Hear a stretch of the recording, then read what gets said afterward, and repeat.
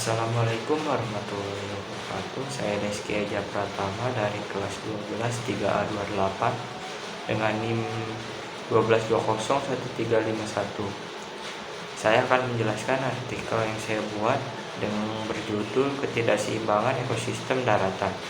Mungkin masih ada yang bertanya-tanya tentang apa sih yang dimaksud dengan ekosistem. Ekosistem adalah suatu hubungan timbal balik antar makhluk hidup dengan lingkungannya. Ekosistem sendiri terdiri dari ekosistem laut, ekosistem darat, dan ekosistem buatan. Di sini saya akan membahas tentang ketidakseimbangan ekosistem darat. Apa sih yang dimaksud dengan ekosistem darat? Ekosistem darat sendiri ialah suatu keanekaragaman alam yang berada di darat. Ekosistem darat biasanya dipengaruhi oleh suhu dan curah hujan. Apa sih faktor yang menyebabkan ketidakseimbangan ekosistem darat ini? Yaitu kelalaian manusia sendiri menjadi salah satu faktor yang mengakibatkan ketidakseimbangan ekosistem daratan. Contohnya manusia seringkali membuang sampah sembarangan di sungai yang mengakibatkan banjir.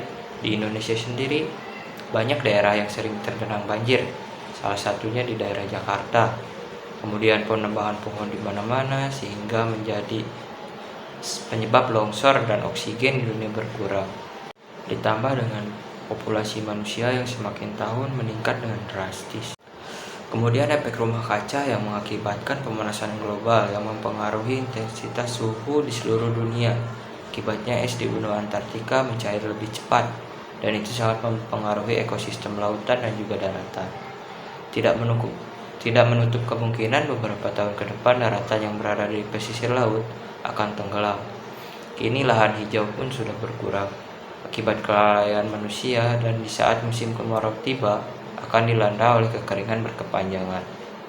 Kemudian ada juga kebakaran hutan baik yang tidak disengaja maupun disengaja mengakibatkan polusi udara yang cukup tinggi yang menyebabkan kelumpuhan transportasi udara.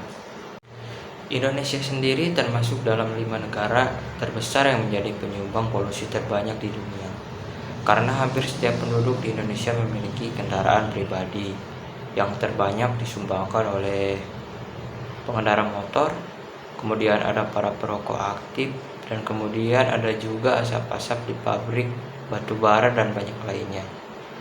Melihat ketidakseimbangan ini, alangkah baiknya kita sebagai manusia mulai menjaga bumi kita yang sudah semakin menua dengan adanya gerakan Go Green dan melakukan daur ulang sampah menjadi barang yang berguna. Berikut ada data statistik perubahan suhu. Perubahan suhu global. Suhu global mengalami peningkatan terus-menerus sejak masa industrial. NASA mencatat 18 dari 19 tahun terpanas sejak 2001 dengan pengecualian 1 tahun terpanas telah terjadi pada 1998. Tahun 2016 saat ini tercatat sebagai tahun terpanas. Kemudian ada data statistik kenaikan permukaan air laut. Dari tahun ke tahun naik 3,3 mm per tahunnya. Akhir kata, mohon maaf apabila dalam penyampaian dan pelafalan kata saya banyak yang salah. Terima kasih dan mohon maaf yang sebesar-besarnya. Wassalamualaikum warahmatullahi wabarakatuh. Menjaga bumi tidak melulu soal tindakan besar. Satu perubahan kecil dapat memberi arti yang lebih besar.